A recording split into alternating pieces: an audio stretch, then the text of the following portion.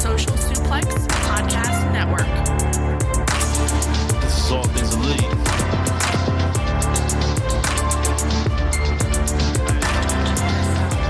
Welcome back to All Things Elite. Load up the pod, man, it's on when we speak. Rich right here, let me warm it up for Austin and Floyd. Couldn't be no one but the boys. When it come to All Things Elite from the fan perspective, swear, man, it ain't no question. Hear from them first. Swear, man, they putting in the work. No, they had to get me for the verse. Social Suplex Network's on. I was at a time in your headphones. Austin and Floyd on the microphone. Backing out on the ring, getting in the zone. Pulling up the show, give it 7 stars, you already know. Who else could it be but the show with the proclivity for positivity? I'm gone.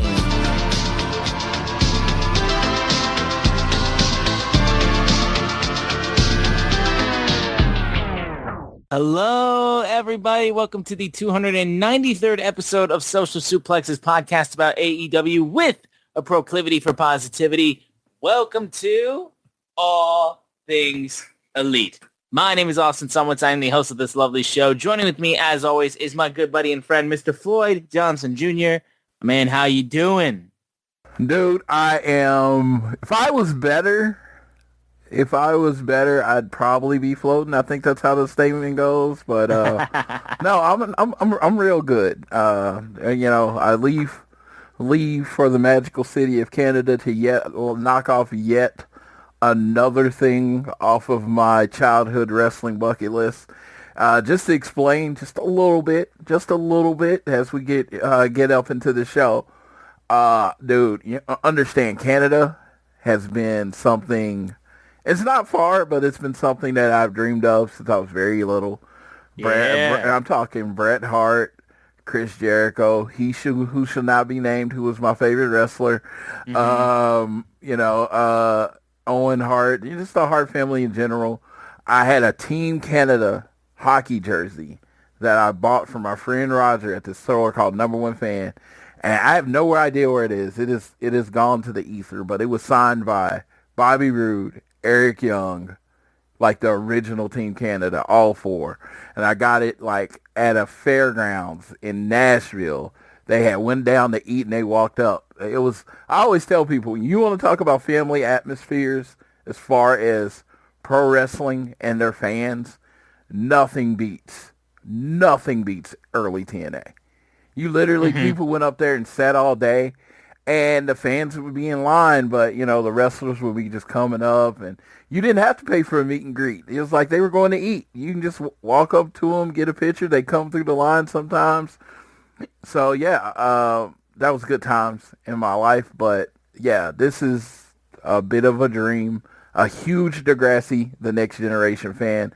If you look at the timeline, I'm way too damn old to be a Degrassi, the Next Generation fan. I'm like 10 years older than the oldest person on that show.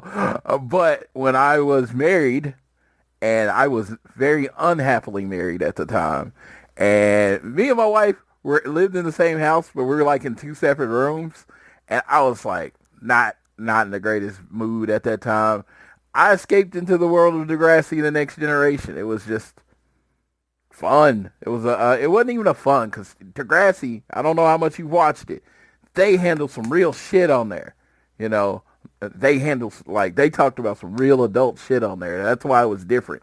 They didn't treat it like it was a kid's show, really. It was like real life was happening to these teenagers. And I remember, and there was this light-skinned dude named Jimmy in a wheelchair. And towards one of his last seasons, he did this thing and he could rap. And I was like, can he, this dude could actually rap. I didn't know what a Drake was at this time. I don't think anyone did. And I remember just on the internet, and I was looking up Jimmy raps just like on YouTube and seeing it, and I found Drake. And I found like his early mixtapes or whatever. And it was like, I was a huge fan. So I discovered Drake through Degrassi, like most people, And, and it's just always been a dream. Cardinal Official. I don't know. A lot of people ain't never heard of that name, but he was a Canadian rapper. And I bought his album. I bought his CD, back in the day when people still bought CDs. I bought a Cardinal Official CD because I liked him so much. So pretty much between 18, I'd say 25, I was about anything Canadian. Degrassi was because of Kevin Smith. I was, if you ever watched the movie Chasing Amy, the two main guy characters in that were, one of the character played by J.C. Lee was obsessed with Degrassi, but this was the original 80s Degrassi. But I was watching, of course, the Next Generation. So, right. Again, it's a long way to start. I've always wanted to go to Canada.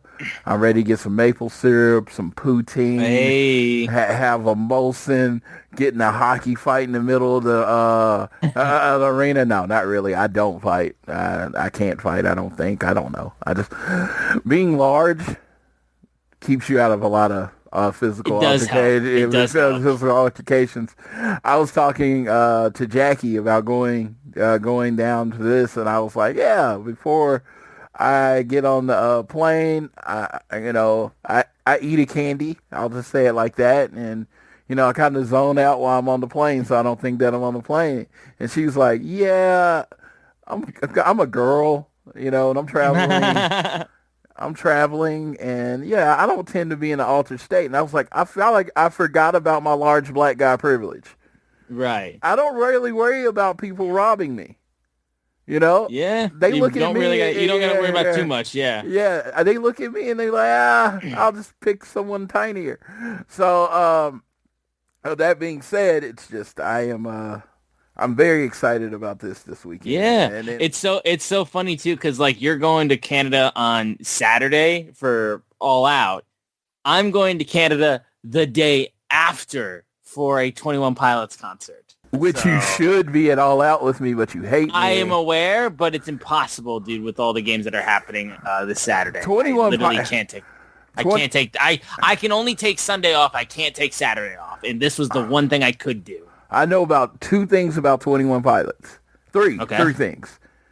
This chick that I used to follow on a social media site that became real popular during COVID, I'm not going to say which one, but you probably can guess, was a huge 21 Pilots fan. Okay. You are a huge 21 Pilots fan, and one of the band members is married to Debbie Ryan. Yes, and they're having a kid, actually. And they're having a kid. That's all the things I know about 21 Pilots. If you said Floyd, I will get you front row center and All Out, paid for. Whole trip paid for. If you just tell me one of the members' names or a song by 21 Pilots, I would lose. I would lose. I mean, literally, I found out the band member was married to Debbie Ryan, and I forgot his name pretty much immediately after I read the article.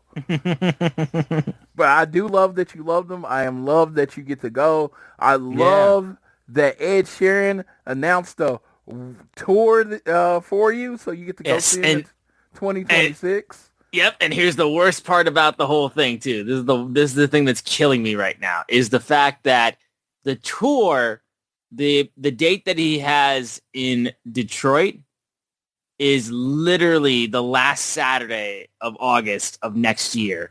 There's a very, very, very, very strong chance that I won't be able to go to that show because of fucking football. Like, it's like the last week where it wouldn't work. I'm like, you couldn't have swapped this with Minnesota. You couldn't have started in Detroit, gone to Toronto, and then gone to Minnesota. You had to go to Detroit last. It's like, regardless of the fact, if I can't do the Detroit show because of work, I'm going to one of the shows. I'm either going to call up Jared and I'm going to be like, bro, I'm coming to LA. We're going to go see him at SoFi. Or I'm going to call Sydney and I'm going to be like, hey, I'm going to come over and I'm going to try to stop by MetLife Stadium with you. And we're going to see him there. Yeah. One or the other. I'm figuring something out. Yeah, it's the day before Floyd Christmas, though. Yes, it is. Because it's All-In Day is August 30th, the next day. So I definitely will not be in Detroit because I will be in London, with my peeps, watching the Graps, as they call it. But there's a Dallas show in October in Arlington. Yes. I'm not big enough Ed Sheeran fan to go, but I'm just telling you, man. Even if you're not a big fan, and this will probably be the last thing we touch on before we get into the show because we got a lot to get into with September to Remember. But if you're not an Ed Sheeran fan, first of all, you'll go to an Ed Sheeran show and you're gonna hear songs you recognize because the dude makes pop hits. Like he's got hit after hit after hit in his catalog. And then also, this is his loop tour. So you'll be able to see him do what he does best, which is perform with a loop station. Everything is completely live. Everything is completely made on the spot. And he loops his vocals. He loops his guitar. He plays percussion on his guitar and creates the beat and the bass and everything with a single instrument and a single pedal that he, like a loop station that he has in front of him. It is truly spectacular to see in person, and like you will be amazed of just the artistry and the talent. Like it's one of those things where you go see a band and you're just like kind of blown away by just like the sheer talent, even if you're not into their stuff. Like you just look back and you're like, how the hell did these guys do this? That's what happens when you go see Ed live. Well, there was only one show I would go to, and I will be in London that day. Because the reason I would go to that show is hoping Eminem would make another appearance. I'm a doubt that he's going to do it two years in a row. I would love it if he would do it 2 years in a row, but I highly doubt that he can do it 2 years in a row. I feel like we got the one shot, the one opportunity. Oh, yeah. That was pretty cool. Good old lose yourself reference right there. I'll take it. But I was like, it's funny. Before I met you, if you was like, oh, Ed Sheeran's on tour, that wouldn't even register in my brain. Right. But as soon as it announced, I immediately said, I was like, Austin's about to fucking go broke. Yep. And I was immediately happy for you because I know that's what you're into, and I love it. And my vinyls just came in this past weekend, dude. I got all my vinyls for the album and everything. Like I'm eating good. The album's very fun, very enjoyable. I like it a lot. Wow, so I'm loving it right now. Time is a flat circle. My dad collected vinyls. He had a record store. Yes, so my dad was super into music. He did not pass that on to me. But yes, I woke up on a lot of Saturday mornings to my dad listening to Motown and all sorts. For sure. Because he owned a store, so he had a very vast vinyl collection. So. Hell yeah. All right. Well, either way, we got a lot to get into, guys. Obviously, September to Remember wrapped up. We got a preview All Out in Toronto this weekend. Before we get into everything, guys, real quickly, make sure you continue to support this podcast by downloading it, rate, review, subscribe. If you listen to us on YouTube Music, Apple Podcasts, Spotify, give us a share with your friends, family, coworkers, whoever you wish. Follow us on Twitter at ATLeadPod. Support all the other Social Suplex Network podcasts by following the team at Social Suplex and check out all the other shows they have on their network. I'm at Austin Sumowitz, SZUMOWICZ. Floyd is at Floyd Johnson Jr. on Twitter. Go to Chop Tees and get a t-shirt and sign up for the Social Suplex newsletter. Links in the description of the show. Big news of the week regards the aerial assassin Will Ospreay. He was written off of TV after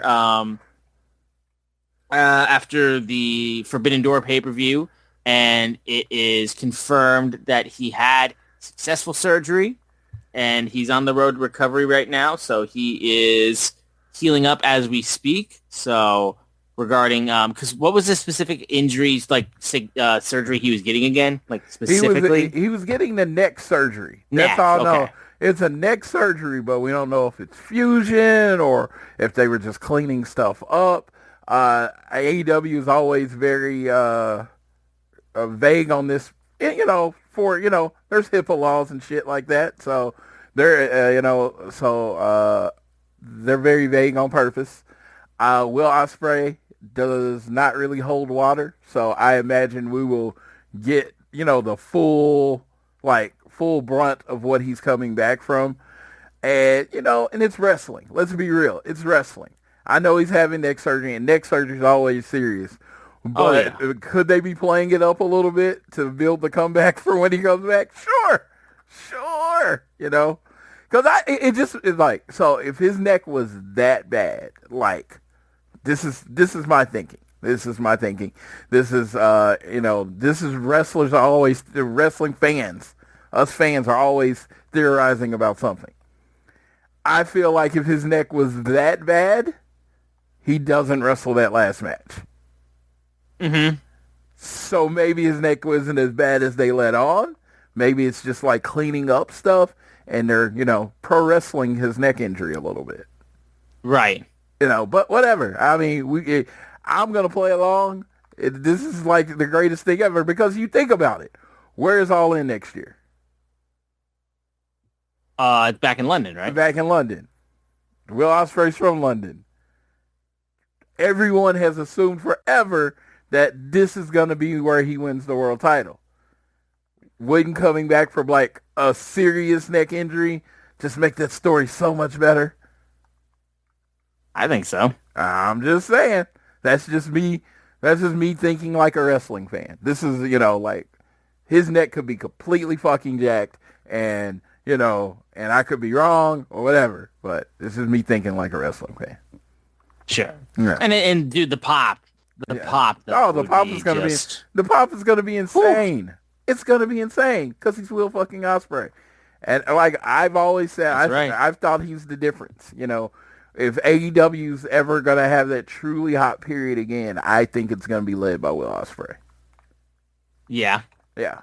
Because I would agree, because the dude is over as hell. Like, honestly. Like, I feel like if there's anybody that you're going to be like who's going to carry the company for years on end, it's going to be him. Yeah.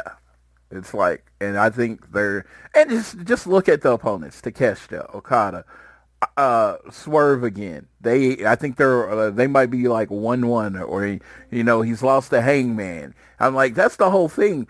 They haven't blown all the matchups that you can do with Will Ospreay. I mean, and then you could do Fletcher again. They can literally wrestle anytime, and they have a great story. MJF. It's like Will Ospreay could be the catalyst for the next boom in AEW's business, but we will have to wait and see until he comes back. We definitely missed him, but glad to hear the surgery went well, and we cannot wait to see his inevitable return to the ring. So we're going to go right into September to remember. First thing I want to touch on, obviously, it was a 3-hour Dynamite, obviously with basically Collision attached to it, because there's no Collision this weekend because of All Out. Floyd, the big thing I wanted to mention to you, at least, was the run through of the show, just like layout wise, because I got to tell you, we got towards the end of the show and I was fading. Yeah. Like, I was fading. Now, you saying that actually brought up to my question that I was going to ask you before the show, and I said I was going to save it for the show. I asked JR this. He had his opinion, and I'll tell you what it is after we hear yours. Mm-hmm. Dynamite and Collision every week. 2-hour Dynamite, 2-hour 15-minute Dynamite, 2-hour 5-minute Collision, or 1 3-hour Dynamite a week. I'm just saying, in the world, we run Warner Brothers Discovery, and we get to pick. Yeah. Which one are you picking?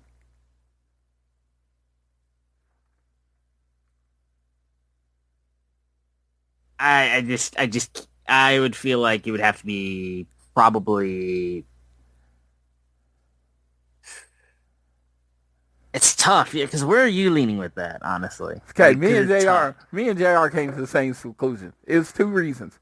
For the show and for it feeling special again. Because Dynamite, as much as I love it, does not feel special. Mm-hmm.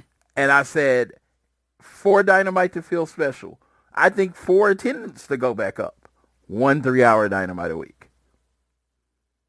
Okay. You build to 1 show a week. Yeah. You only, and then you just take out Collision. Yeah, you dedicate that 3 hours. You go.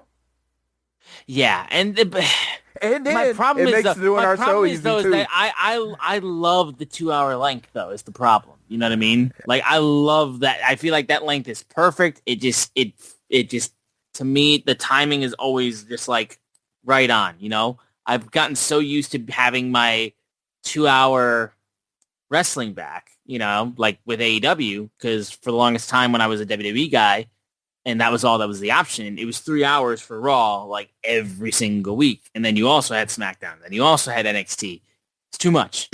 So the 2 hours, dude, it is a signal of it's a signal from God's grace of just having a just straight 2 hour show. I get what you're saying though, to make the shows feel bigger, because it, just by it being September to Remember and the go home show and being 3 hours, it made the show seem bigger. And the London crowd, I feel like, was representative of that too. London crowds are always lit, whether it's London, Ontario, Canada, London in the UK. London shows are lit. So no, it was great. Don't get me wrong. It's just like, we do this show every Thursday. You know, when we can, we do it every Thursday. And it's just like, oh, we could cover the whole show, be done with that. That's that part of it. Like I said, it feels bigger. You build to some big matches every week. And it's like, but with Saturday there, as much as I love Collision, again, my guys are pretty much the face of Collision. FTR is the face of Collision. Don't get me wrong. So when you see me talking about this, understand I'm kind of taking my bias out of it. I just think, like I said, I have been of the period that there's almost, not even almost, there is definitely too much wrestling available. Doing 1 3-hour show seems to be, to me, the good shit. The good shit. I think on the weekends, have your wrestlers on the roster going to work independents, going to work cons, going to get out and build the brand to build up to that Dynamite every week. Because I think with 2 shows, it does make one of the other feel skippable. Even though I don't skip any of them, it does. I think if you thinking of fans, and you get some people that are like, oh, it's on Collision, it doesn't matter. And I don't want that. I don't want that in any show. And it's just like, again, you know, WCW was great. Nitro was great until they did Thunder, you know. And then WWE, like, they have so many shows. Their shit has been watered down for years. I don't want the Dynamite product to ever feel watered down. I agree. I agree with that at the very least. But yeah, it's the 3 hours though, man. I'd have to at least get used to them again. You know what I mean? Because I've definitely not been used to 3 hours. So that's why I felt like towards the end. And also too, if we're just being honest, it was organized and it was booked kind of like, you know, Dynamite was the first 2 hours and Collision was the third hour, I think was the kind of the mindset of it. And you could feel that because when we got to the final with Josh Alexander and Hechicero versus Top Flight, which was a good match, I was definitely just kind of being like, you know, I know the outcome of this match, and I'm just like holding on by a thread watching it, though, just being like, these guys are doing a good job, but like I'm just not invested. Let me tell you, Excalibur, you're my favorite play-by-play guy in the world right now. I love you so much. Tony Khan, you know, you saved wrestling, right? I'm going to say this to both of you. At the end of the second hour of your show, say, hey, if you're watching on Max, this is going to stop, and you have to go in and press play on Collision. That's right. That did happen for Max, yeah. It's because I'm watching on Max. And like I said, I watch on dual screens because I want what happens during the commercial. So I have the second screen on. If it wasn't for the second screen, I thought my feed was just fucking up. And then I saw the second screen is playing, so I went out, and then it was like, oh, here's this new thing. Right. So I want y'all to know that y'all got to be on top of that on these specials. Maybe you didn't know, but if you didn't know, that's got to be fixed for next time. That has to be fixed for next time. Because I was kind of disappointed because Excalibur, best in the business. He's usually on top of it. He always catches that stuff. Yeah. Yes. He always catches that stuff. But yeah, we're gonna get into the show though. We started off with the contract signing between Hangman Page and the Protostar Kyle Fletcher for the AEW World Championship match at All Out. Hangman comes out first. Kyle Fletcher comes out second.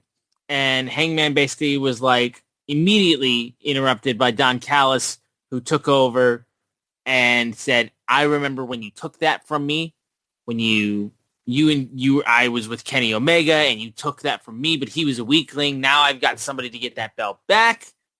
And then Hangman immediately tells Don to shut up and basically being like, Kyle, I'm happy to remind you, I know that you agreed to leave the Don Callis family behind and Don Callis because, we don't want half the roster getting involved for the world title matches, although I have no problem putting all these guys down. But you're someone, because you believe you can take this on your own. You're also somebody who this entire roster could one day look to carry this company into the future. I believe in you. I want you to do it on your own. And he said basically if Callis or anyone in the family get involved, Fletcher will not only be disqualified, but he'll be stripped of the TNT Championship. Fletcher's like, you think that scares me? He's like, I would do anything for that championship, and I'm not afraid of anything. I'm still the best professional wrestler to ever step foot in an AEW ring, and he will fulfill his destiny when he becomes AEW champion on All Out.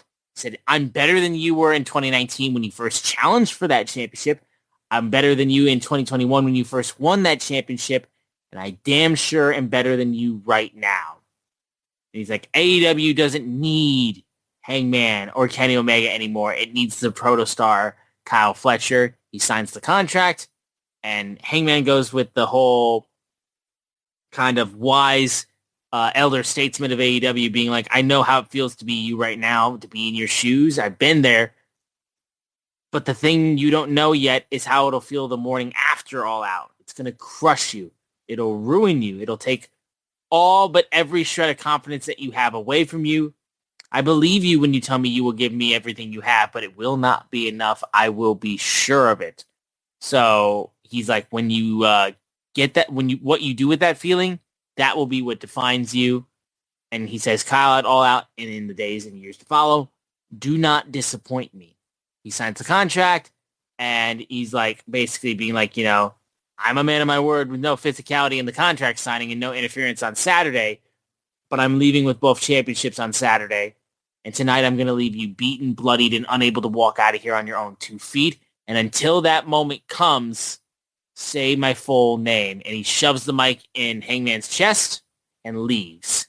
And overall, really well done. There was a couple moments where Hangman kind of slipped up and he was getting a little bit ahead of himself, I felt like. I caught a little bit of like the promo habits that Hangman has where he tends to just like go and ramble a little bit, and then he takes him a minute to get to the point, and then he kind of catches himself up on his own words. But when he got back on track, I think he did a good job. The idea of Hangman basically being like to Kyle Fletcher, if you want to win this, you got to earn it, and you got to do it properly, which means no Don Callis family, and basically trying to bring the best out of him. He's basically doing the opposite of what the Death Riders are doing, where it's like, we're going to make you better by beating it out of you. He's like, no, I'm going to make you better by doing this on your own, like, and doing it the right way, basically. Now, we'll see exactly how that plays out on Saturday and what exactly takes place. But Kyle Fletcher looked like $1 million. He believes everything he says. He's in this moment. He's thriving. It's really awesome to see. Crazy excited for the match. Really, really strong opener. Like I said, a couple slip-ups. Nothing to really derail the whole thing. But I thought it was pretty solid. If you don't see Kyle Fletcher as the future of AEW, either you're blind or you just like got your like, you've decided on something, you've planted your feet on being wrong. Because that dude, I think at this point is even better than Hangman on the mic, especially at Hangman at that age. I think he is confident and he knows what his character is.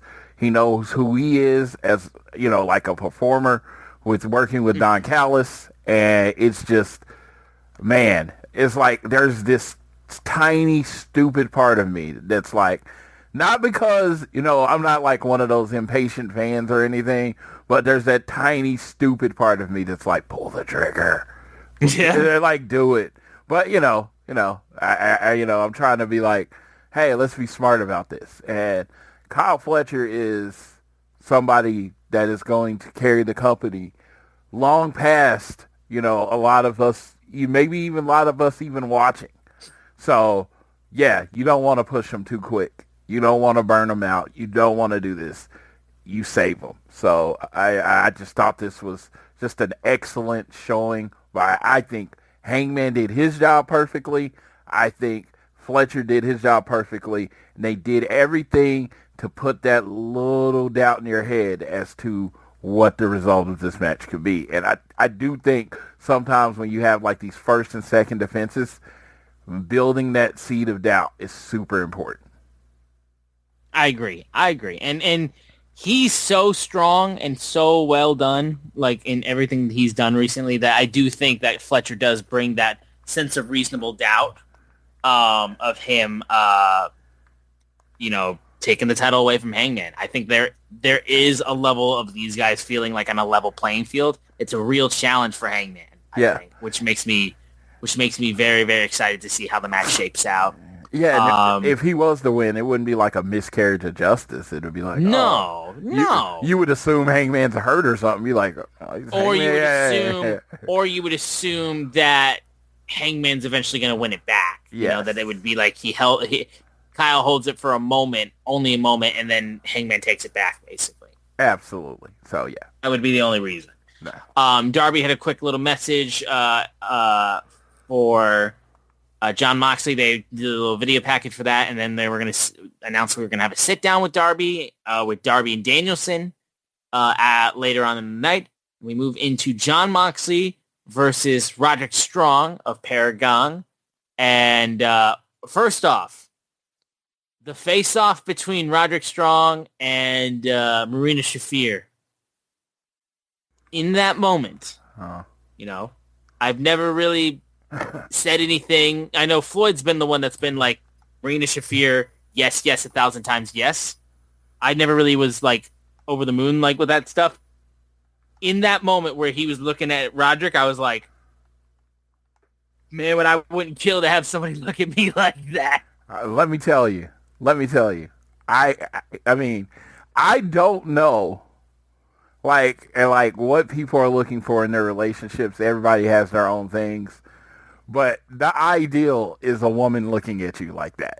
That's what I'm telling you, man. That's the ideal. If your wife doesn't look at you like that, it's like, okay, find a different wife. Okay? Because that was intense. I was like, fucking A, man. Jesus. And they've been married a while. So it's not like this is a new relationship, So no, I know. That was awesome. And yeah, they both, neither one broke. Yeah. Match itself, I felt like was really, really solid. The idea of Paragon and Death Riders like feuding together, like, cause like, do you see this like kind of being a faction war sort of thing at all, or is it just kind of like a stopgap thing? Cause I feel like the idea of them feuding, like on paper, I think would be a great like trios match and stuff like that. But I just feel like there's no heat to it. You know what I mean? I literally thought Roddy was going to turn and join the Death Riders. I thought that's what we were getting, but it's not what we ended up with. No. But regardless of the fact, though, Roderick doing really good work. Moxley, some solid stuff, too. I was surprised that Darby didn't show up. I thought maybe we'd get one more moment of him jumping in and doing something, but I guess with him doing the sit-down interview, they kind of limited it to just that for Darby tonight. But either way, thought it was solid. I think Danielson being on commentary for Death Riders match offers a different level of, intrigue to it, especially with what Darby asked of him later in the night. I will say this. he's done wrestling my ass. Yes. And like, you can't convince me Bryan Danielson's not going to wrestle again. Mm-hmm. You cannot convince me. Now, and there's another thing, just like the insider wrestling person. He said Cody taught him how to lie. I remember. Do you remember that whole thing? Yes, I do. Yeah. I do. He's like, I love lying. I love lying. Cody taught me how, the Cody lie. And I was just like, this feels like a Cody lie. Just a little bit. Just like, a little bit. Dude, it's just the passion. Like, he has added something to it. And I still don't think he's found his legs yet. I don't think them as a 3-person team has really found their legs together yet. I think they're getting there. Don't get me wrong. But I think, they have a little bit ways to go. Because I felt like there was times he should have chimed in during the show that he didn't. He was trying to let it breathe. He was trying not to let step on people, which is perfect. Again, this is his second week doing this. This is, he's getting used to doing everything again. So I am looking forward to when they finally have it together. This could be the best 3-man team in wrestling, period, when they finally get to what they want. But you just hear that passion in his voice. Maybe I'm wrong. It just does not feel like he's done. Yeah, no, I'm right there with you. And then Daniel Garcia, I like his involvement in there too, to be able to help Mox get a little bit of a win. Yuta tried to come in there. It looked like Yuta came in a little late for the trip up, is the only thing I will say. Oh, he absolutely. And it was funny because he tried to run. I saw Roderick's leg move before he was grabbed. He tried to run faster. And you can even tell, and it was just like, he's trying to stop to do the thing, and it just threw it off that split second. But, play along. Yeah, I know what you mean. But regardless, the trip up, and then there's the paradigm shift. He does some push-ups to celebrate after he gets the win, and then Bulldog chokes him as well. And that's when, he comes out with the victory. Like I said, it was solid enough. I thought it was pretty solid. I like that Roderick Strong tapped out. I do too. I want to send the message to the people that it's okay to tap out. We have so many pass out things, which I don't really have a problem with it. But the people that watch this and cover it are noticing that nobody actually wants to tap out. Roderick Strong, I'm caught. Tap out. That is a part of, because this is simulated MMA by anything. That's a part of it. Sometimes a person just catches you, and you gotta tap out. So don't be afraid to. It's okay. Don't be afraid to tap out. It's no okay. one thinks less of you. It's fine. It's fine. We had a moment where there was a pretty solid video package for the table and tax match between MJF and Mark Briscoe, and then conversation, and MJF proceeds to walk right into Tony Khan's office and is complaining about the stipulations. He says he got screwed at Forbidden Door, and Tony changed how he can use his Casino Gauntlet contract, so he feels like he's owed one. He wants out of this match because he's not a deathmatch wrestler. He's a serious professional wrestler. He's not a garbage wrestler like Briscoe. And Khan starts screaming, basically, I don't owe you anything, and you violated the rules of AEW with your conduct in the sport, and you've disgraced the sport of professional wrestling. And MJF basically then proceeds to be like, okay, Khan, okay, Tony, you know what? I hope you're so happy when there's another Briscoe in the dirt and it's on you, not me. I'm like, fucking hell. Okay, I came out of this with the weirdest take. I have so much more respect for Mark Briscoe. I was like, literally, because line is... Let's be real. He's not doing this without permission. You know what I mean? He's not. MJF is not an asshole. He's not doing this without permission. Yeah, no, and I was gonna say they teased the one where he said your brother's not up in heaven, your brother's in heaven, and gets cut off. Like they teased a little bit of that too, and I thought that was the furthest they were gonna go with it. And MJF saying like there's gonna be another Briscoe in the dirt, like that's fucking insane to say. Insane. Oh, dude, it is. Yeah, like this is, woo! I was like, I don't know. Honestly, very little in wrestling makes me uncomfortable. Very little. That made me uncomfortable. It did. In listening to it, that actually made me a person that was okay with the needle being stuck in someone's mouth, a person that was okay with everything AEW does. That line made me cringe a little. And to that, MJF, you are the master. And Mark, I got so much respect for you. Yeah, because that means, I mean, hey, you know, they in for a penny, in for a pound. I mean, that dude is in this. This has been great. This feels like real. This feels like real heat. This is pro wrestling with the R, no W. This ain't pro wrestling. This is pro wrestling. This is in the South. And when you're talking about killing someone, this is the pro wrestling I grew up on, and I fucking love it. Yeah. We then had Bobby Lashley versus Toa Liona, previewing a little bit of the Hurt Syndicate and Ricochet and Gates of Agony for the trios match they have coming up at All Out. Crowd got into this big time late. I felt like Lashley got such a huge response. It was genuinely really, really, really cool to see. And Lashley just using his speed and strength is always exciting. Leona took a vicious bump. Well, no, Leona gave a vicious bump to Bobby Lashley on the outside on the apron, like with the Samoan drop. That shit looked like it hurt so bad. I loved Ricochet talking shit on the side. Really, really nice pounce from Leona towards the end. But in the end, though, Lashley gets the hurt lock in, and he submits him. MVP and Shelton come in and start taking out Ricochet and Khan, who are coming in to try to get a little bit of their heat back. But MVP and Benjamin take him out. I also love the point where MVP and Shelton were basically doing some damage to Ricochet and Bishop Khan while they're on the outside. I thought that was solid to get the excitement going for the match, too. It was good. I really enjoyed this, honestly, and I thought it was solid. And I think they're going to have a really strong match.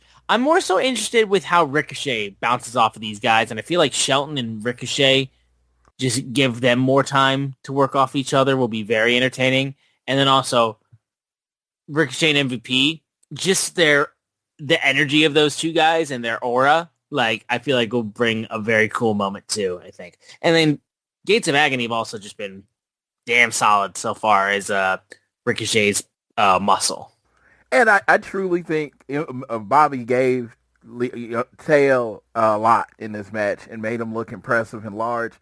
And I was sitting there watching the match, and I definitely enjoyed the segment and how it was building up to Saturday. But I was like, man, I don't remember Leona being that big. I mean, he's eye to eye with Bobby Lashley. And I was like, this dude has grown 3 inches in like 6 months. What the fuck is up with him? And then what is going on? JR pointed out the obvious. The dude wears boots now. That is true. He was barefoot. So he was shorter. And then he put on boots. And now he's taller. Isn't that interesting how that works out? Isn't that crazy? I didn't even notice. I didn't even notice. I didn't either. He's like, he used to wrestle barefoot. And I was like, oh shit, yeah, you are shorter when you don't have shoes on. And I was like, oh, because I'm like, the dude was eye to eye taller than Lashley. And let me tell you, the big thing was, when I would see Gates of Agony, I was like, man, if them motherfuckers were 2 or 3 inches taller, they'd be taking over the world. One of them figured it the fuck out. You know? So I just like, it was so obvious. I felt so dumb after he said it to me. I was like, oh shit, he does wear boots now. Because I didn't know this. I didn't know this. I'm not a foot guy. Well, to be fair, you're also not looking at his feet the whole time. Yeah, I was about to say, I'm not a foot guy. Maybe JR is, I guess. And I was like, oh yeah, he is wearing boots. That doesn't surprise me. Yeah. I was like, oh yeah, he is wearing boots. Yeah, he is taller. Oh yeah, he's bigger than Bobby Lashley. Because it was like, as far as height and width, they pretty much looked equal. Now, Bobby Lashley looks like Bobby Lashley. he looks Correct. like sculpted out of granite. Don't get me wrong. I'm like, he only has an amazing, physique too. Don't get me wrong. But then there's your physique, and then there's Bobby Lashley's physique. It's just different, Yes. It's not the same. Not looking like Bobby Lashley is not a diss at all. Listen, very much a lot of people do not look like Bobby Lashley. That's for sure. He's the 1% of the 1% as far as physiques. I'm like, yeah, he's the guy that, look at him. Just look at him. Yeah. I'm gonna have to pause in a second because I'm going too far with that. But but the dude, Moving onward, we had the face-to-face with Christian Cage and Adam Copeland and FTR. Honestly, I love this segment, but I really want Floyd to take, because FTR we're pulling out the receipts. I feel like in this promo, and I want Floyd to kind of just jump on this. Dude, FTR right now, this is what I told you to expect. I am doing a bit of a victory lap. When they are on this side of the fence saying what they really feel, they are in their bag. This is when they're the best. This is 23 Jordan, like I said. It's funny. I'm trying to remember exactly what was said, but, Cash is starting off, and he's letting them know, hey, you were a mentor to me. And understand, everything Cash said up until, why they turned on him or whatever, 100% true. And this is when wrestling is great, when it blends his life. Everything he said was 100% true. Then he, stayed at their house, helped him get in, watched all his matches, all that stuff. 100% true. Then he's like, and you couldn't let us just be. You had to try to get your last bit of glory on top of us. And now that's the mindset of the bad guy. It distorts reality just a little bit, and he did it perfectly because it was so close to the truth that if you weren't paying attention, you'd think it was true. You know what I mean? And you're trying to get that last bit of glory. And Cope's like, why? Why'd you break this up? We had this monumental run. We were family and all that kind of stuff, and then Dax jumps in and he tells him, it's like, the cool line. He's like, we made a match. We invented a match that became a pay-per-view. That was a good line. Bars, Cope. Bars. We invented a match that became a pay-per-view. 100% true. And you can go to any arena in this country. We want tables. If there's any kind of hardcore match. It could be a chain match. They want tables. It doesn't matter. They still want tables. Yeah, and that comes from the TLC thing. So, I was like, oh, that's great. And then Dax gets on there. And Dax is what he's guessed at. I don't know. I don't know who's better, me or Dax, at listing your accomplishments. He's like 7 times, 7 different companies, 10 different title reigns in 11 years. One of one. One of one. So true. One of one. The greatest tag team of all time. Did it in the major leagues. Did it in the less groups or whatever. Did it everywhere they've been. It's like you're gonna trying to be on this level, and then of course Cope does. It's Cope and Christian, and I love how Christian didn't say much. Christian and Cope. That's all he had. I think that's the only thing he added in the whole promo, right? I think it might have been. I think that's the only thing he said. Yeah, it's really the only thing he said. Then, of course, and like these things do, it broke down, and Christian and Cope beat the shit out of security, and then FTR was waiting. And in the ruckus, Dax comes up bleeding, and he is gushing out of his nose. Bro, the second the mic made contact with his face, I was like, he caught him. Because the way his face turned and the way he grabbed his face, he's like, oh, like you saw it kind of hold there for a minute. And then you see them get knocked out. Christian and Cope are in the ring, and then it cuts to the outside, and you just see Dax bleeding from the nose. Am I back? Yeah, you're here. And Okay, cool. Sorry. All I would say is, I imagine, and I don't know how this would happen, a very expensive bottle of tequila showed up to Dax's room in Canada. I don't know who sent it. Not gonna pretend to know, but I'm just gonna guess a very expensive bottle of tequila came because he reported his nose is severely broken. Oh, dude! I mean, his face was just as he got hit. I was like, you knocked that guy. You clocked him. And he changed all his profile pictures to him bleeding out his face. And you know what it did remind me of? A little bit.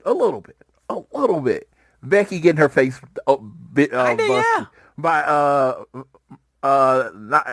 Nia, because the reason I'm saying, he looked like such a fucking badass standing there in the thing, still got that snarl and growl on his face with the blood dripping down his face. Again, RASSLIN. That ain't your sports entertainment. That wasn't sports entertainment. Fuck that shit. That was pro wrestling right there. Yes. That is how you build up a feud. No titles on the line. No tables, no ladders, no chairs. 4 men that don't like each other, that have a personal history, that are going to fuck each other up. And that face told you everything you need to know about what kind of match it's going to be on Saturday. Yeah. I did love, too, how Christian was like, obviously, Stokely brings it up. You touch Dax, $100,000 fine. You touch Cash, $100,000 fine. You touch me, $500,000 fine. And Christian at the end was basically like, that's a lot of money, $100,000. And hey, $500,000, Stokely, with that kind of money, you might actually be able to get yourself some hoes. He's like, I don't want to sound like an asshole, but hell, that don't mean a damn to me because I'm rich. And then they start kicking the shit out of him. That was a good point, just to have Christian continue to have his attitude. Like, he hasn't, jumped into just being, good guy babyface. He's still the patriarchy in himself, and he's still the asshole that he is, but, lovingly now. But, yeah, I enjoyed this segment tremendously. It was one of the highlights for the whole show for me. And, yeah, Dax... The image of Dax bleeding from the nose after getting a mic straight across his nose and breaking his nose. Quite the image. I thought it was insanely entertaining. Yeah, and it's funny, by changing his profile pictures, he recognized how badass he looked. Of course he did. Yeah, of course he did. On his Hall of Fame bust, it's going to be him bleeding out of his nose. Oh, yeah. Yes, absolutely. We then had a backstage segment where the Young Bucks were paying off the production team to make sure their entrance would be a little more special. And, this comes after their big money they won from last week. They went to the casino. Matt lost about half of it in the casino, if you saw Being the Elite and all that. And then Matt was like, man, is there any money left? And Nick's like, we got plenty to go around. And he goes, Renee, beginning of our redemption tour tonight for the Young Bucks. We're going to beat the Bang Bang Gang. We're going to go to All Out in the 4-way ladder match, and we're going to become the first ever 4-time AEW World Tag Team Champions. And Nick was like, you know what? We've kind of been mean to you the last few years. Here's $10,000 in cash. And Renee's like, thank you. Let's go Young Bucks. And I'm just like,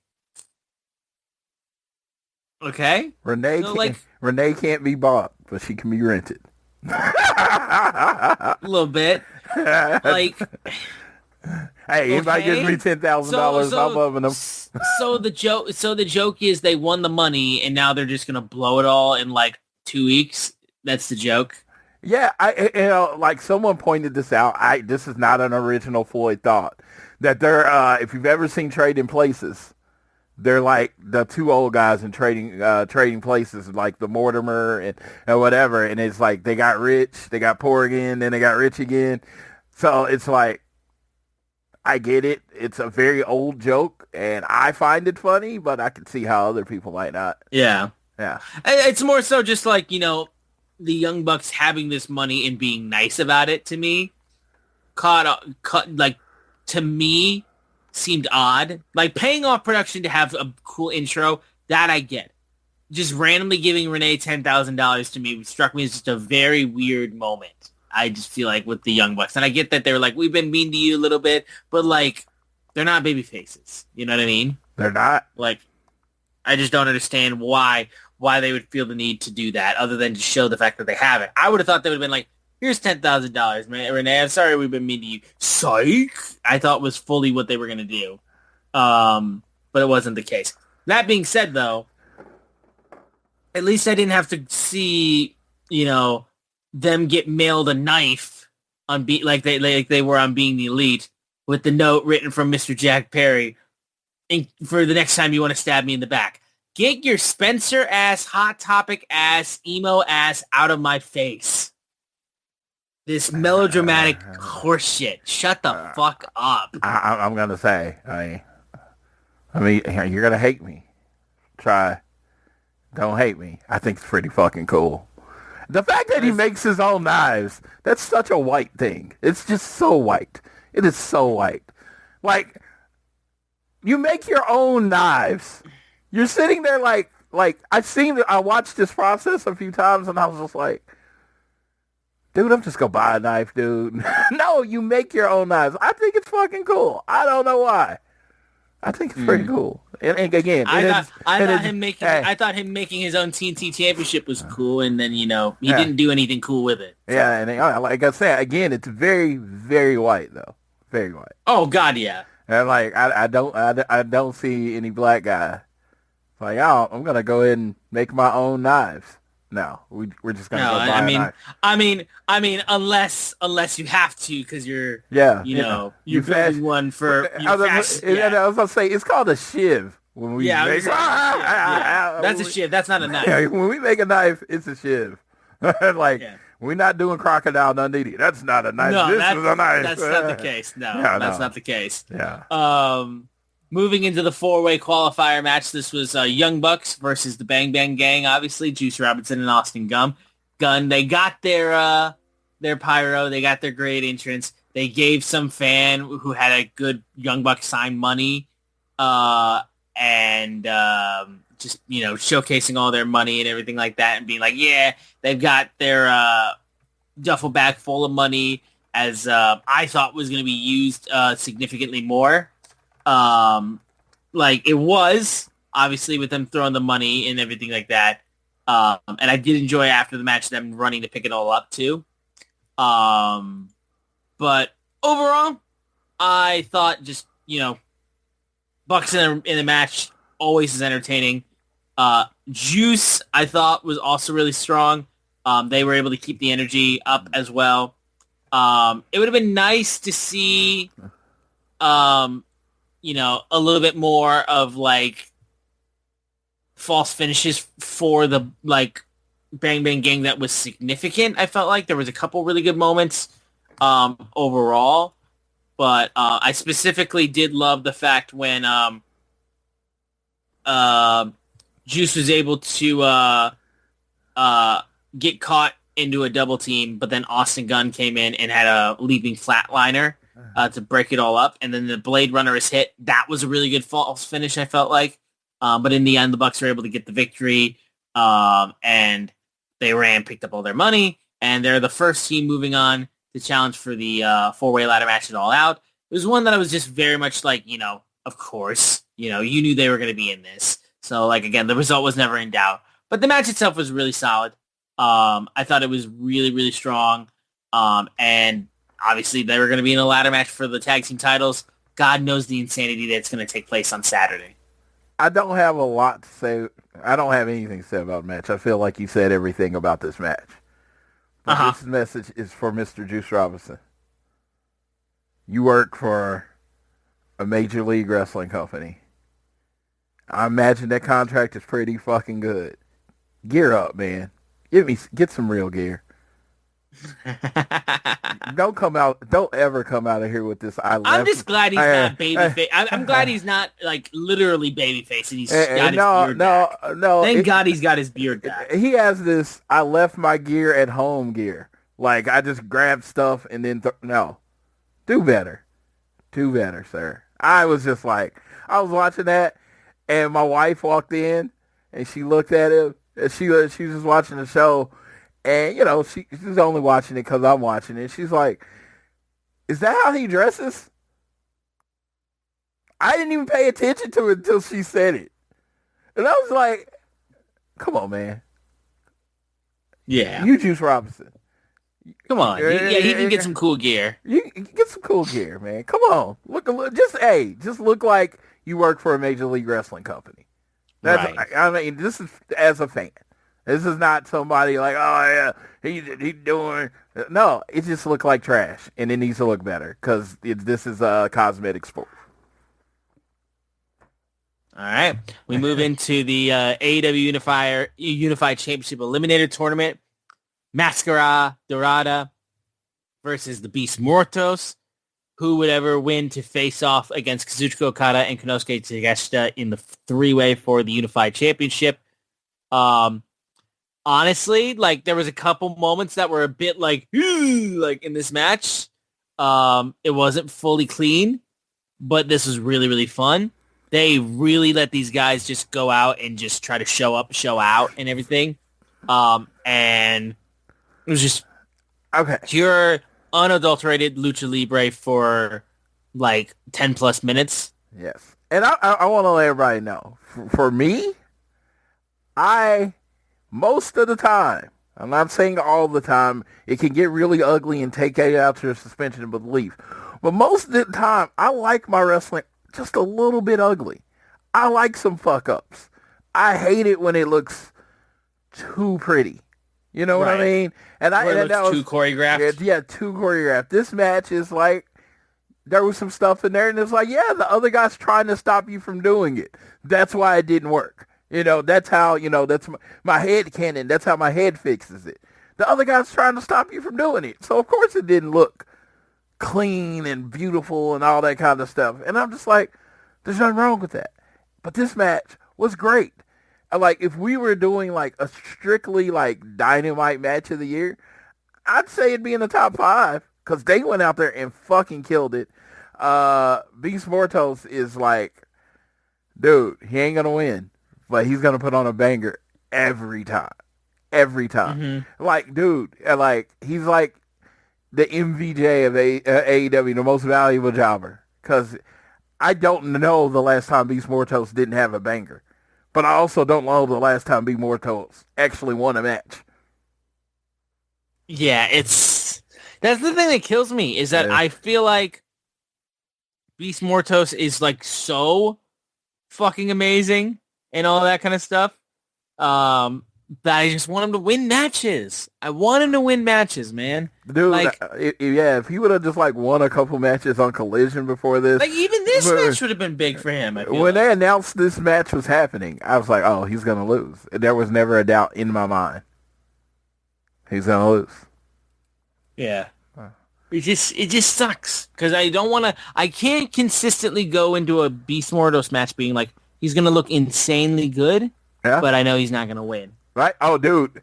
Right now, he's playing A.R. Fox's role. A.R. Fox had this role for about a month or two, where you knew A.R. Fox was going to have the match of the night, but you knew there was no chance in the hell he was going to win. Yep. That's basically it, though. That's basically it. But, yeah. Moving onward, we had... Let me make sure I got my notes right after this. We go into, following this match, we have Timeless Toni Storm coming out. Spotlight's on her, talking about the 4-way for the AEW Women's World Championship against the Toxic Spider Tekla, Chris Statlander, and Jamie Hayter. She runs down all of these people basically being like, you know what? If you're not willing to put your life on the line every time you step in this ring, you ain't shit. And she's like, I know my reign could be over in 3 days, when I have to face these three women, but you're going to have to burn my body to the ground to defeat me. Jamie Hayter then forcibly puts herself in Toni Storm's spotlight, grabs the microphone, and says, and basically, brings up their history together, the matches they've had, and Hayter hits hard. That's when Chris Statlander pops in, being like, I still have not fought for the AEW Women's World Championship in 4 years. And you know what? I'm going to take it for myself. Storm was like, you know what? We're going to wrap this up. Shave your bushes, ladies.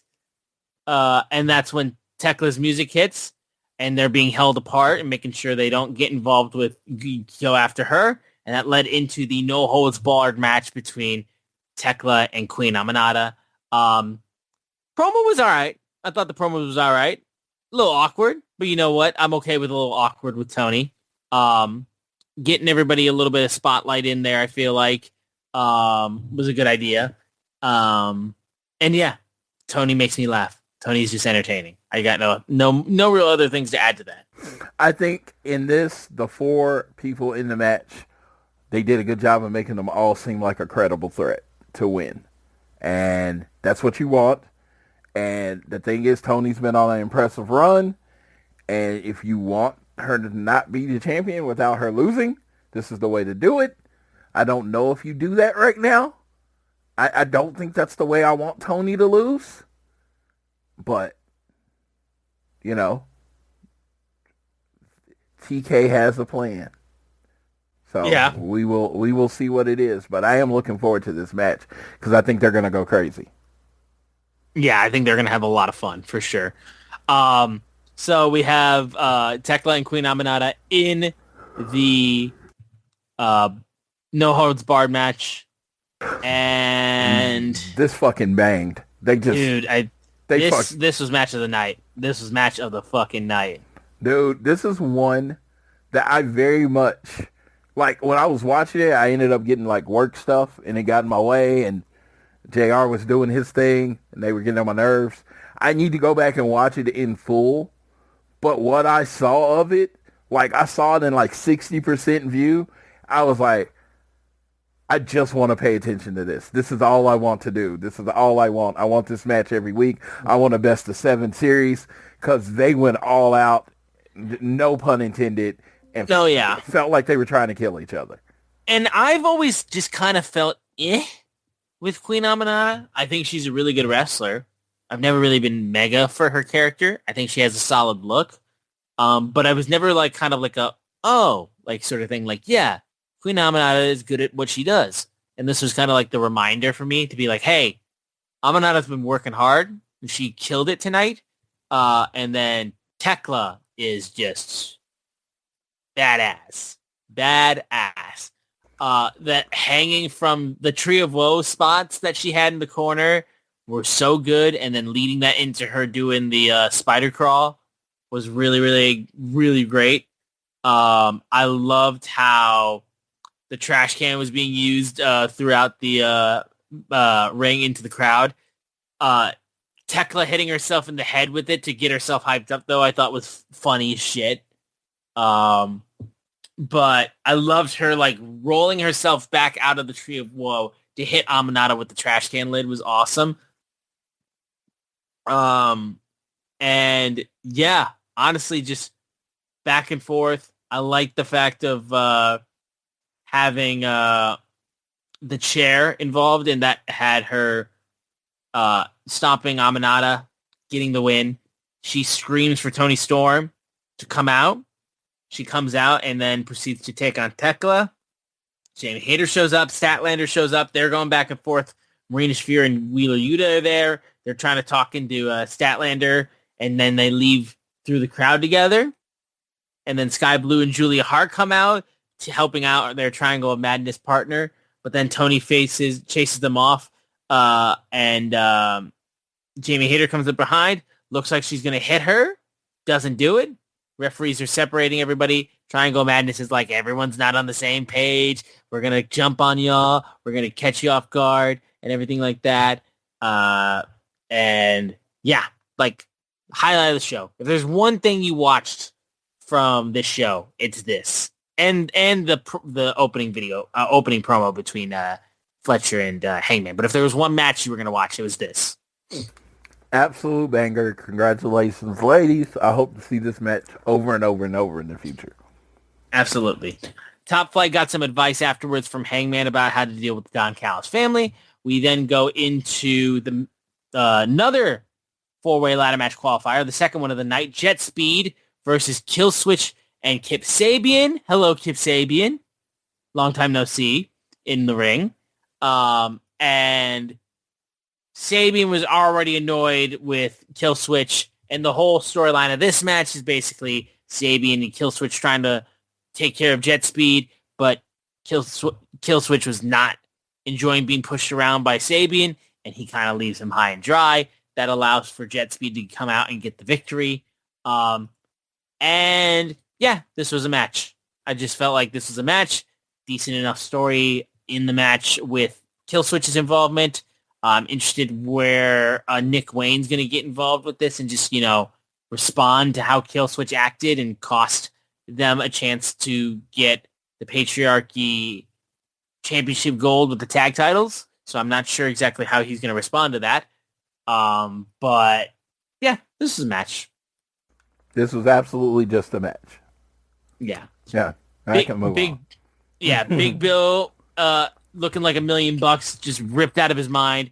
Talks about the match he's supposed to have with Eddie Kingston. He says the graphics up. He heard the talk on social media that he doesn't belong in the ring with Eddie. I just wonder if he shows up.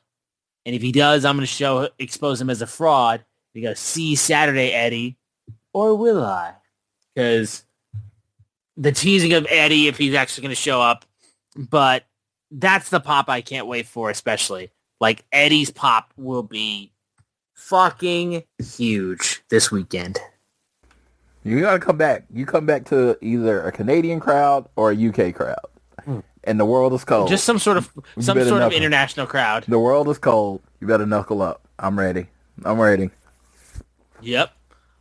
We then move into a backstage segment, the sit-down interview with Darby Allin and Bryan Danielson. Danielson asked him about Mount Everest, and it's because he needed to remind himself of what he was capable for, because he gave people that his word that he was going to get to the summit. He promised he'd hang the AEW flag on top of the world. And he's like, Moxley's word, Mox considered you family, and look what he did to you. Darby was like, I would never turn my back on people I consider family. Like, I would never turn my back on Sting, And Danielson asked him basically if he was ready for the coffin match, and Darby's like, I don't know. But I want you to give me your word that whatever happens out there, you don't get involved. Because what happened at Wrestle Dream, I hold myself accountable to this day. I think about it. And Danielson was like, dude, that was not your fault. And he's like, your career is over, Brian. He's like, just give me your word. Give me your word you will not interfere on my match no matter what happens. Do not step in that foot of that ring on Saturday. And Daniel said, listen. Danielson's like, my word means as much to me as your word means to you. I promise I won't get involved. You have to promise me, though, one thing. And he whispers in Darby's ear. And Darby goes, you got my word. You got my word. They shake hands. And when Danielson was on commentary, he kept to his guns. And he's like, I'm not going to reveal what he said to me. Like, it's between me and Darby. Sit-down interview was really good. I like Darby really trying to get it into Danielson to be like, what this guy did to you, what he's doing to AEW, and just really driving it home. I like how he's showing respect to Danielson and everything there. And the coffin match, I think, is going to be a lot of fun, even though I think Darby might lose. And I'm just interested to see exactly what the turnabout is with this and how this shapes up. I just think the plastic bag and suffocating Mox is going to come somewhere in this match. At some point, yes. At some point. I don't know what Bryan Danielson asked him, but it'll be revealed. And, yeah, take this guy out. I think that's what it is, basically. Make sure he can't breathe no more. Mm-hmm. Riho got a singles match against Robin Renegade. So cool to see Riho. back on TV in the ring. And this was also just a match. Just good to see Riho on TV.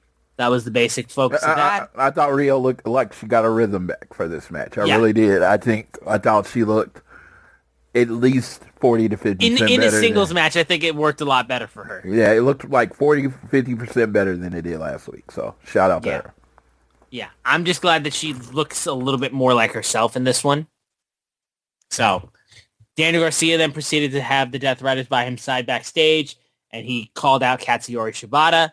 And then that's when Joe, Hobbs, and Shibata basically be like, you want the match, you got it. So they announced that for Tailgate Brawl on Saturday, Shibata Garcia 3. And then we get into the main event of September to remember, the final tag team four-way ladder match qualifier. Josh Alexander and Edge Cesaro of the Don Callis family versus Top Flight. I touched on this a little bit earlier in the show. Again, it was a good match. I enjoyed it. It was a very predictable match. And again, it doesn't change the fact that the guys working in the match were really solid. It was at the end of a 3-hour show, and I was just too much out of it, honestly, to just really be fully invested into it. However, I did enjoy the insanity of what took place after the match when Alexander and Cesaro won, and just all the teams are getting involved. And then you got Brodito getting involved as well at to defend their titles, just coming out there and getting some shit in. And that's when Lance Archer, Rocky Romero, they went after Christopher Daniels, who came out. Hangman then proceeds to come in to save CD. And that's when Rocky Romero grabs Hangman, and then Kyle Fletcher then comes in to try to get an attack on him. And then they're fighting each other. Fletcher has a belt. He slaps Hangman with the belt and then proceeds to drive him through a table with a brainbuster, just like he did to Kenny Omega a couple weeks ago. And he posed with the AEW and TNT championships. And that's the closing moment going into Saturday's All Out pay-per-view. I liked how this show closed out. Match itself was fine, if not at the end of a long show. But the closing moments, I felt like built a lot of the excitement going into All Out. It did. Perfect ending of the show. Kyle Fletcher laying on top. It's gonna get us to where we go. I thought this was a great 3-hour go home show. Great way to put Collision and Dynamite together. I think I'm almost at the point where this should be the tradition, is that the go home shows right before pay-per-views are 3 hours, and then there's no Collision, because I just think this was just well done. Yeah.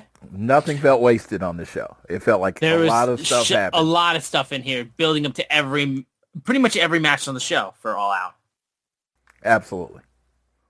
That was AEW September to remember. Now we have Saturday Tailgate Brawl, which takes place before All Out, and we got a lot of enjoyable stuff actually on this show. And then you can explain how this whole thing works. Yeah, Saturday Tailgate Brawl. This is buy-in now. This is the buy-in. Okay? You're going to be like, what is the buy-in? This is it. It's not on YouTube. It's the buy-in. It's on Max and TNT, because they want you buying the pay-per-view on Max and TNT. You get that. I'm just like, this is not difficult. But this is replacing the buy-in. It is the Tailgate Brawl, because it's happening on Saturday during a time where people traditionally watch college football. This is coming on at 2 p.m. Eastern, 1 p.m. Central. It is going to be on TNT, just like Collision's on TNT, and it's going to be airing on Max. So we're saying that again, so you know where to tune in. We're going to post it on the page. When the match starts, there will be a tweet sending out that the stuff is showing now on TNT and Max. So no one that listens to the show or follows on Twitter should have any problem remembering that. It's not going to be on YouTube this time. Yeah, it's not on YouTube. And if you're a college football fan, here's what the one thing college football doesn't have. It does not have Harley Cameron. This does. So, I'm just saying, this is very much something that you can choose over college football. So, matches that we have for Tailgate Brawl is an 8-woman tornado brawl between Will Nightingale, Mina Shirakawa, Queen Aminata and Harley Cameron versus Julia Hart, Sky Blue, Megan Bayne, and Penelope Ford. Then we have the tag match between Samoa Joe and Powerhouse Hobbs versus the Workhorsemen. And then Garcia versus Shibata 3.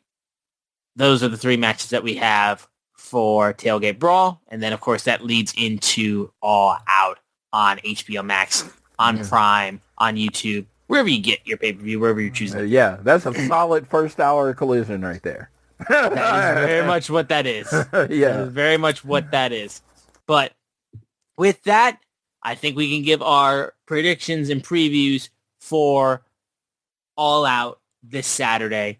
We'll start with the Tag Team Championship 4-way, just to get that in there. Young Bucks, Hechicero and Josh Alexander, the Don Callis family, Jet Speed, and Brodito.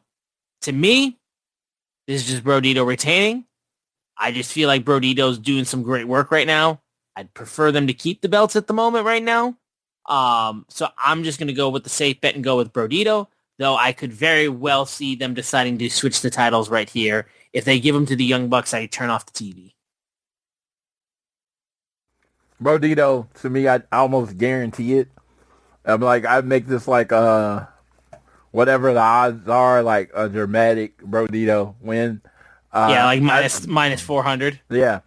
I think the big thing about this is I think the Young Bucks are going to be nearing the win, and that's when Jack Perry is going to come back.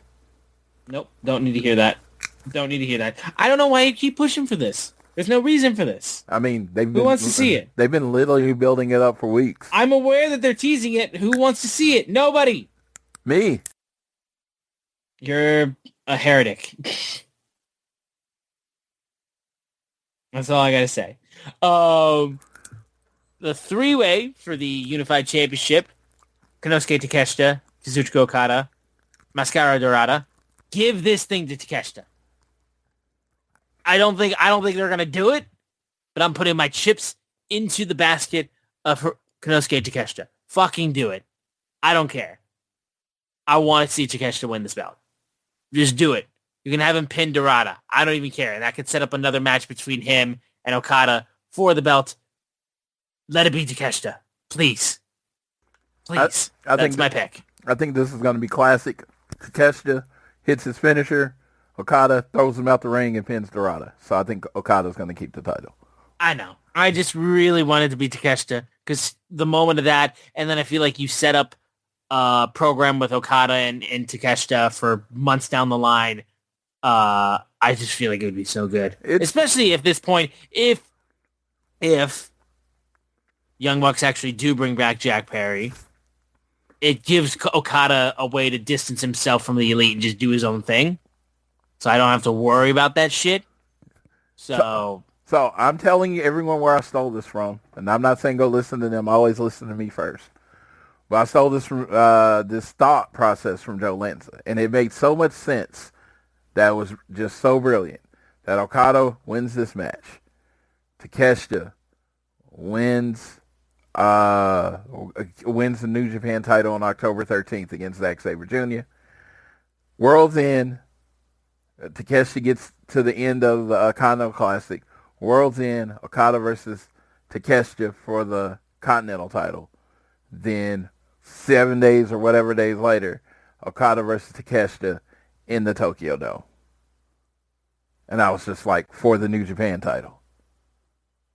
And I was like, my mouth was agape. Because if y'all don't know, y'all don't listen to the show regularly, I'm going to be in Japan for Wrestle Kingdom.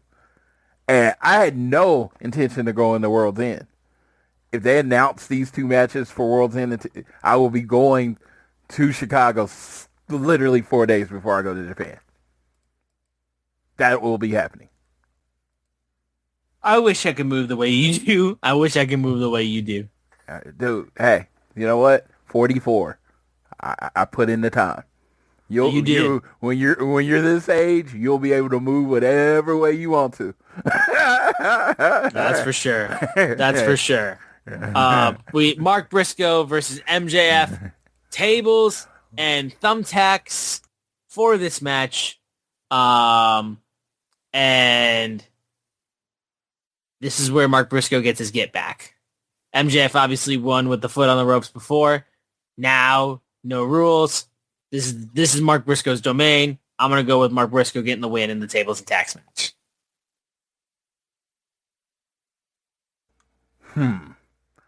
This is the hardest one for me. It's tough. I'm using the fact of him losing the previous match with the foot on the ropes thing. I'm using that as my deciding factor of how Mark Briscoe gets his get back. But it could go the other way completely. I understand why. Because we got MJF, who has a big weekend, is going to be wrestling, and I think either the main event or the semi-main event of the CMLL anniversary. I think it's the main event on Friday. Flying in, and probably less than 15 hours later, wrestling in a match in Canada. Yeah, I'm gonna go with it. I'm gonna go with Mark Briscoe losing and MJF having the worst weekend of his life. Okay. Well, there's a little head-to-head moment there for us. Eddie Kingston making his return after months and months and months and months and months and months and months of being out, going up against Big Bill. It'll be Eddie getting the win. This match is literally here just for the pop of Eddie being back. And just seeing him back in the ring, and giving him the win, and just the ovation that's going to be there for it. There's really nothing else you can do just but enjoy the return of Eddie with this match. It's going to do exactly what it is advertised to do. I don't even think this match needs to go longer than 5 minutes. I agree with you, but yeah, I agree with you. I don't like Big Bill being a jobber, so I'm calling that it's going to end up in some kind of, they're going to beat the shit out of each other, and it's going to end in some kind of double DQ.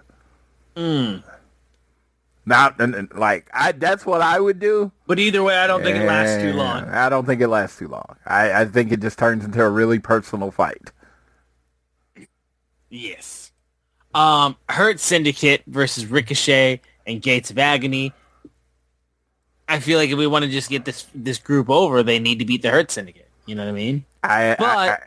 Do they actively have the Hurt Syndicate lose this match? I think Ricochet or the Gates of Agony add a new member. I don't know who it would be. I think that the only way this makes sense is if they add a new person and it costs the Hurt Syndicate the title. Yeah, so I'll go with Ricochet and Gates of Agony. I don't know who would possibly come in for the add a member, but I'll go with Ricochet. I was about to say he doesn't fit the scheme. He doesn't fit the personality of it, but. You know, Hook has been talking about joining a new group or whatever. That would be very intriguing. Yeah, he matches the color scheme of the people. That is true. Yeah. You know what? That is true. Needs to get some more tattoos, though. Yeah, he does need more tattoos. Yes. 4-way for the AEW Women's World Championship. Timeless Toni Storm, Jamie Hayter, Chris Statlander, Tekla. I mean, is it time for Toni to lose the belt yet? No. Or it's just, I don't think it is. You know what I mean? I mean, okay. All right. I think there's two logical conclusions. Toni just wins, which I think is the most logical conclusion. But I do think they've been setting up Chris Statlander to join the Death Riders. Marina Shafir interferes and you to interfere on our behalf, and she becomes the women's champion as a member of the Death Riders.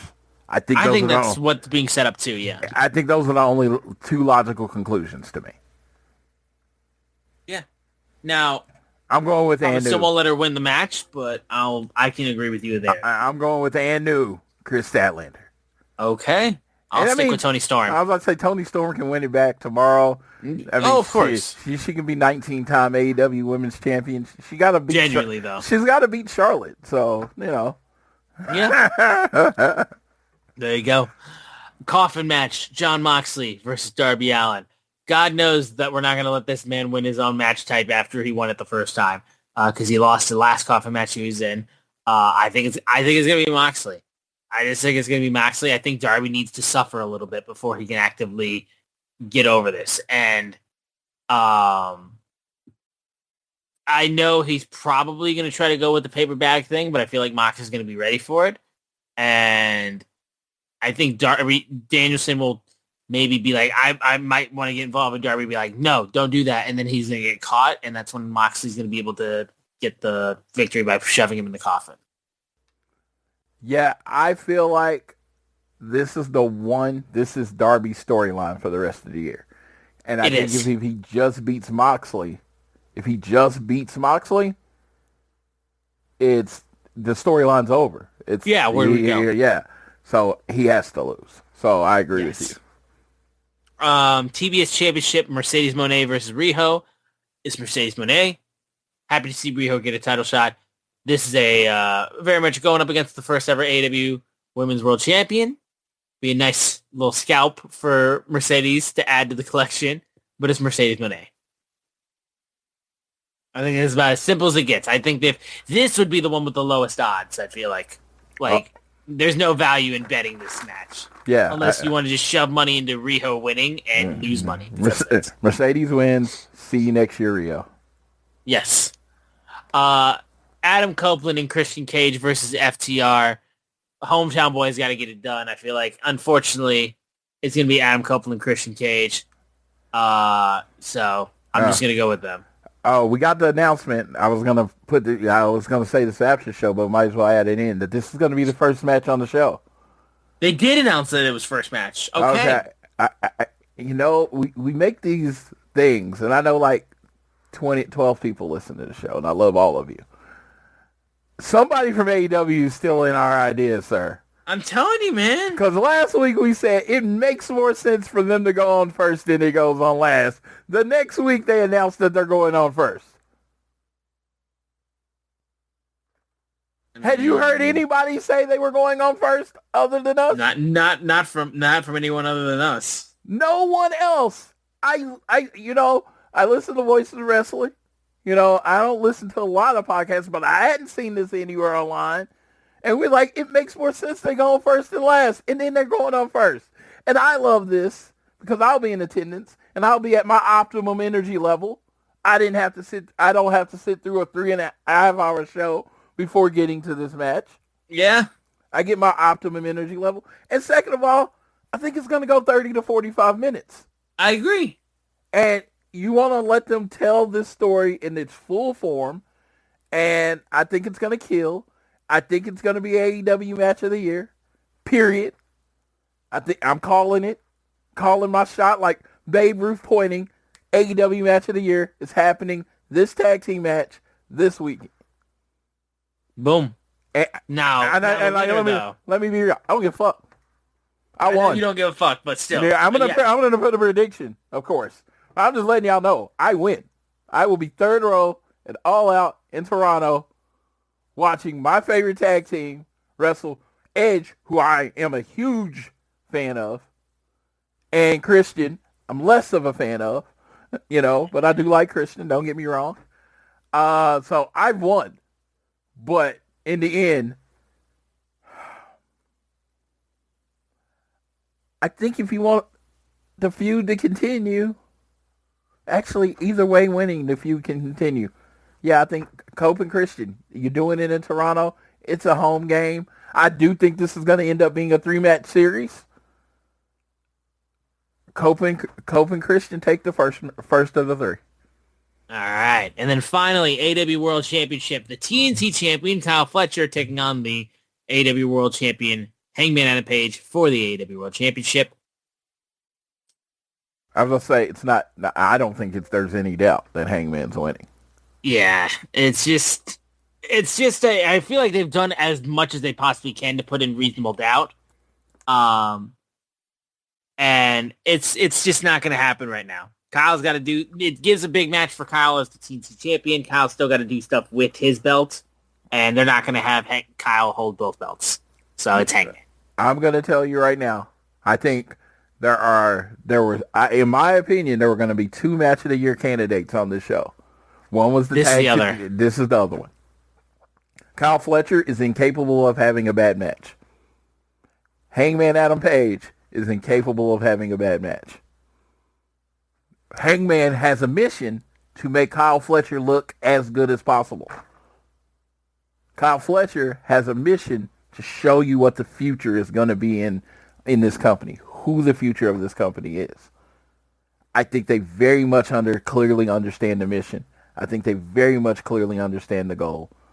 And I think they're very much going to either meet or exceed expectations. I agree with you 1,000%. And the placement is perfect. Yep. Because I don't want to be the people that have to follow FTR. Neither do I. And I don't want to be the people that have to follow Hangman and Kyle Fletcher. So, in both cases, pretty much, yeah, you're safe. You are. That is our predictions for AEW All Out Toronto. Floyd will be in the building for this, so cannot wait to see how much he enjoys it. Me and Jax. I mean, when it comes down to it, I was sitting. I'm sitting next to Tiffany when in Philadelphia when Cody finally finished his story. And I always said it was an honor to be sitting next to her in that moment. This show, Jackie, the team that made her basically a wrestling fan was Edge and Christian. Her favorite tag team now, FTR. They are wrestling each other. This is her absolute tippy-top dream match. I got to be there for my tippy-top dream match. I got to be there for FTR versus the Young Bucks. I got to be there for Briscoes versus FTR, which weren't my dream match until, they said it was coming. But I got to be there for my absolute dream match. And unfortunately, a couple of those times, Jackie couldn't make it. So we're in this perfect situation where I get to be next to my FTR person. I tell you, being her friend, as far as where I am with FTR, she changed my life. Period. They didn't know me from Adam until her. They went from not knowing I existed to singing me happy birthday at my 41st birthday. Yep. Like when you talk about people in this world, you can't say anything negative about Jackie to me. I'll fight you. Those are fighting words. You should. Those are fighting words. So to be next to Ms. Rodriguez at this match is one of the absolute honors of my professional wrestling viewing experience. Period. And you know what I've been at. Y'all been here. Y'all listen. So when I say this is one of the honors of my wrestling experience, I completely mean it. Because it's not just being there watching these four people wrestle. It is who I'm going to be sitting next to while they wrestle. And that is why I'm a wrestling fan. Hell yeah. Hell yeah. That, guys, I think is everything we got here. We got a couple headlines we want to touch on before we close out the show. So, Floyd, you can go ahead and take over. All right. Already, Dak's broken nose. Them kicking off the show. Already went over that. TK said on the call, I actually went through the call notes. Thank you, Sean Rossap from Fightful Select. I went through his call notes. I wanted to make sure I give him a shout out because I don't want to get buried for being what's those people called? Aggregators? Yeah, I'm not one of those. Yeah.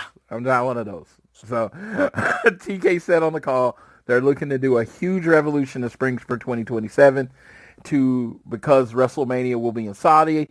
Their revolution isn't at that time of year anyway. It's usually that or Wrestle Dynasty right around WrestleMania.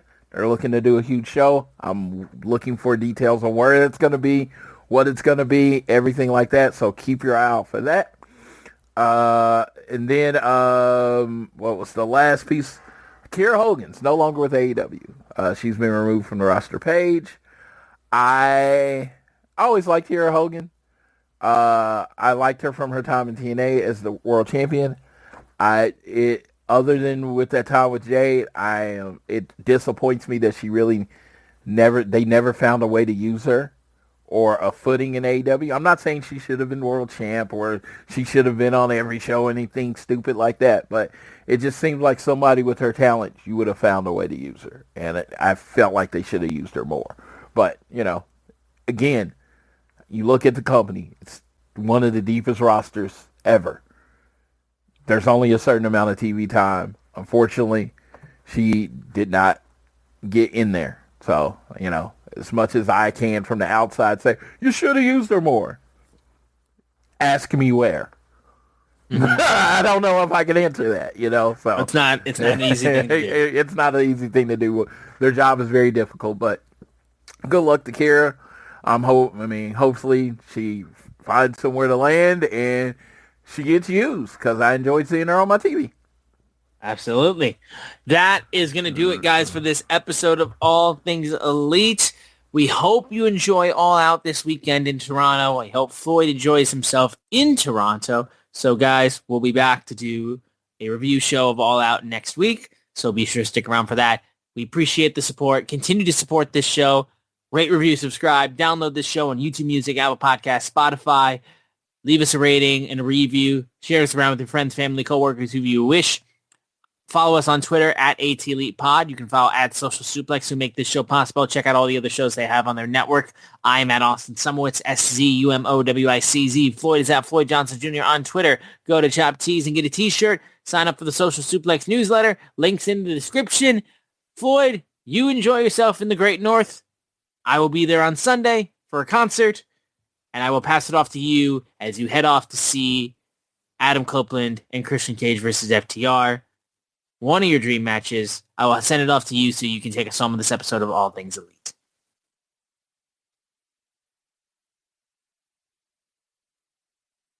You're muted, buddy. Oh my God! I said this weekend I'll be putting some poutine in my mouth. That poem, I think the internet or whatever didn't want me to do that terrible pun. So no, I'm looking forward to this weekend.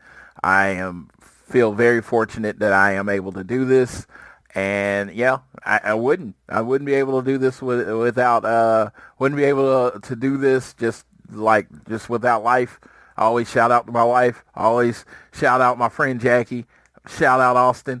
Everybody that I think that's involved in my life is a part of making my experience better. So thank you for all that.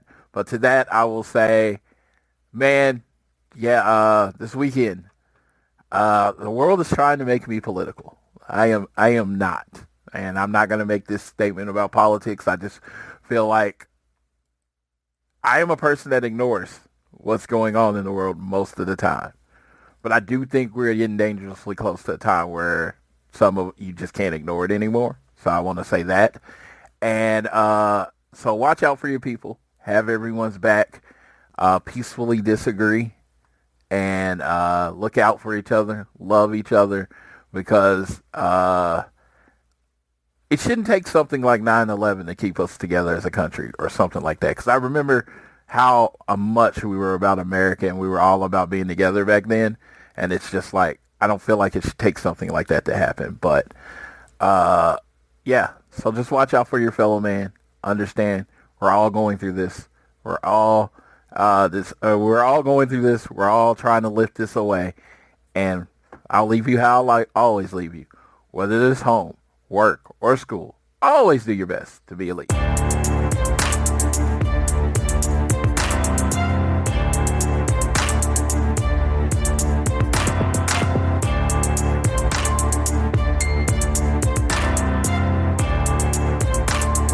Buying a car in Carvana was so easy. I was able to finance it through them. Whoa, wait, you mean finance? Yeah, finance. Got pre-qualified for a Carvana auto loan, entered my terms, and shot from thousands of great car options all within my budget. That's cool that financing through Carvana was so easy. Financed. Done. And I get to pick up my car from their Carvana vending machine tomorrow. Financed. Right, that's what I said. You can spend time trying to pronounce financing, or you can actually finance and buy your car today on Carvana. Financing subject to credit approval. Additional terms and conditions may apply.